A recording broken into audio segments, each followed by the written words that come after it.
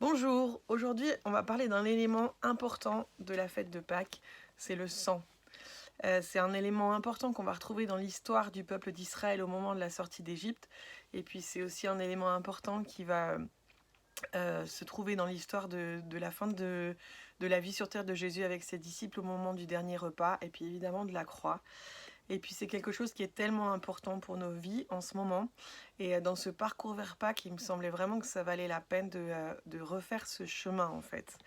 Euh, dans Exode 12, on voit que, comme on l'a vu hier, en fait, chaque famille accueillait dans sa maison ou près de sa maison un agneau pendant plusieurs jours.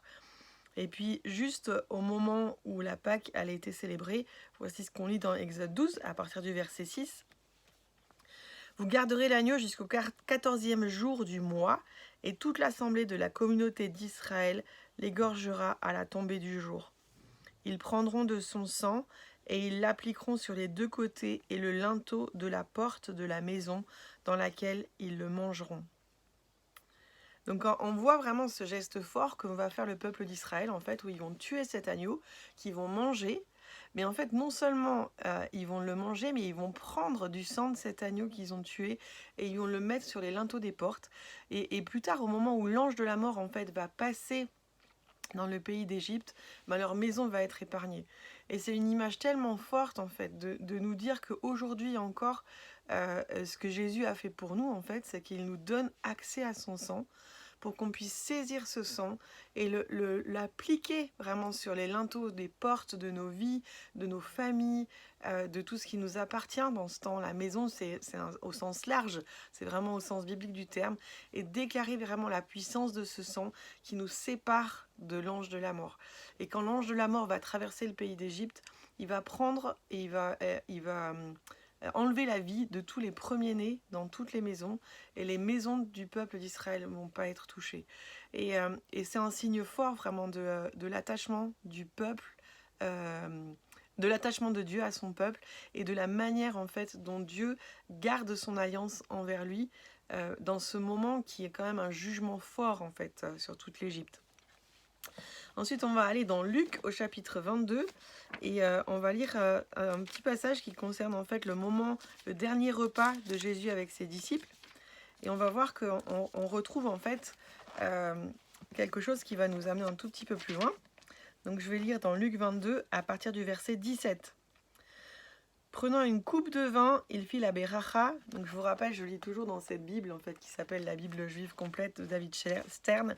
La beracha, c'est la bénédiction en fait. Il fit la beracha et dit « Prenez ceci et partagez-la entre vous, car je vous le dis, à partir de maintenant, je ne boirai plus du fruit de la vigne jusqu'à ce que vienne le royaume de Dieu. » Il prit aussi un morceau de matzah, c'est-à-dire du pain sans levain, fit la beracha, la rompit et leur donna en disant « Ceci est mon corps qui est donné pour vous, faites cela en mémoire de moi. » Il fit de même avec la coupe après le repas, disant « Cette coupe est la nouvelle alliance ratifiée par mon sang qui est versé pour vous. » Je ne sais pas à quel point vous vous rendez compte en fait de la puissance qui est dans ce sang, qui ratifie l'alliance qu'on fait avec Dieu. Alors, on utilise souvent ce mot pour parler d'une alliance qui est faite entre plusieurs nations. Et quand on parle de deux nations qui font alliance ensemble et d'une alliance qui est ratifiée entre deux nations, c'est quelque chose qui est extrêmement fort, au point que même les autres nations en fait en tiennent compte.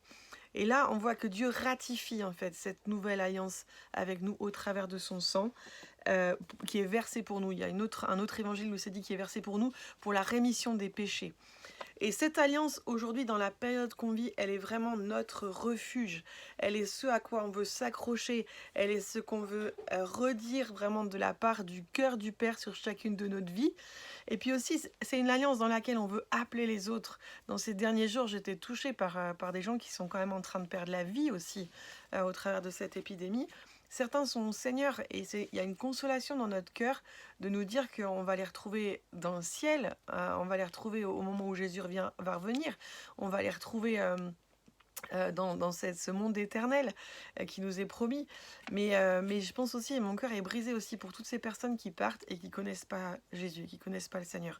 Et je crois que c'est vraiment un temps, quand vous en avez l'occasion, pour redire aussi la puissance de cette alliance, pour tous ceux qui sont autour de nous et qui connaissent pas Jésus, de les appeler au salut, de leur dire, il y a une alliance à laquelle Dieu nous appelle et qui va au-delà d'une épidémie, qui va au-delà, qui nous sépare des œuvres de l'ennemi, jusque dans la mort, et qui nous propose et qui nous offre la vie éternelle.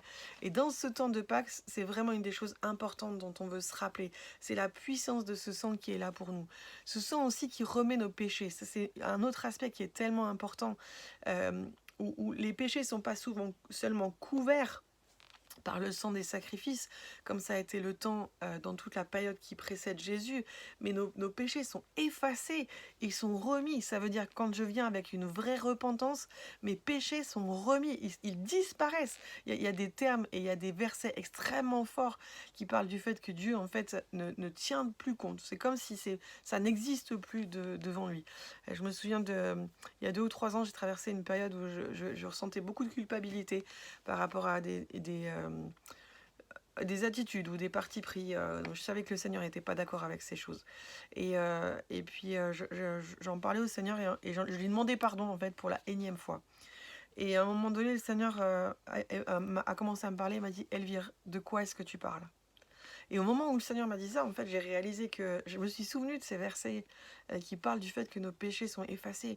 Et je sentais vraiment l'amour et la compassion de Dieu qui me disait, Elvire, mais de quoi tu parles? Ça n'existe plus devant moi. Tu t'es repenti, ces péchés sont effacés. Et à l'époque, j'ai une vraie révélation vraiment de ce que ça veut dire quand nos péchés sont remis. Nous avons été rachetés. Ça veut dire que nous avons été affranchis de la loi du péché. Nous avons été affranchis de l'esclavage à la loi du péché.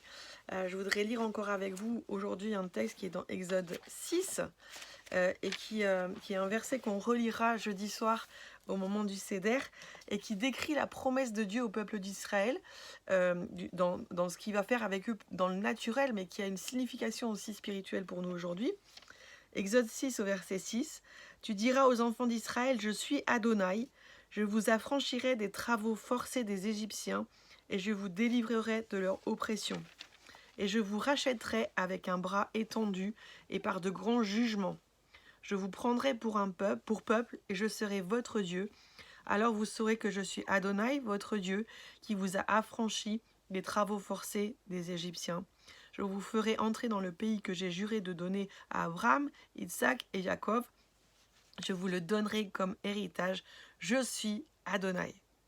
Et dans ce texte, on voit vraiment, et on pourrait parler pendant un long moment en fait, de la manière de la promesse de Dieu qui nous affranchit du péché, qui nous affranchit de l'esclavage à la loi du péché, qui nous rachète. Il a échangé sa vie contre la nôtre. Proclame-le à toi-même dans cette saison. Jésus a échangé ta vie contre la sienne. Alors qu'on était censé mourir à cause de notre péché et à cause du jugement que Dieu était censé laisser tomber sur notre vie. Jésus nous a rachetés, il a échangé notre vie à la croix contre la sienne. Et du coup, dans ce rachat, nous lui appartenons. Et aujourd'hui, ce qu'on est appelé à faire dans cette saison, c'est vraiment à le suivre dans ce mouvement de mort et de résurrection. On a beaucoup parlé du fait que c'était une saison pour traverser le Jourdain. Et vous savez que dans la pensée hébraïque, en fait, le fait de descendre dans le Jourdain pour remonter de l'autre côté, en fait, ça symbolise en fait une mort avant la résurrection.